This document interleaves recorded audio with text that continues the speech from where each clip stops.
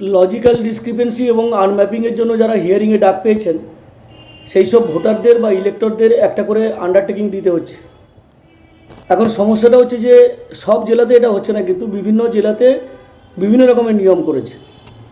এখন আমাদের প্রশ্ন যে এই যে আন্ডারটেকিংটা দিতে হচ্ছে সেখানে পরিষ্কার করে বলতে হচ্ছে যে ভোটাররা যে তথ্যটা তারা দিচ্ছে, যে ডকুমেন্টসগুলো দিচ্ছে, সেই ডকুমেন্টগুলো সত্য এবং নির্ভুল, এবং পরবর্তীকালে যদি কোনো ত্রুটি বা ভুল খুঁজে পাওয়া যায় তার জন্য তিনি নিজেই দায়ী থাকবেন এবং তার জন্য যা শাস্তির ব্যবস্থা থাকে সেই শাস্তি নিতে তারা প্রস্তুত বলে ভোটারদের কাছ থেকে এরকম একটা আন্ডারটেকিং নেওয়া হচ্ছে।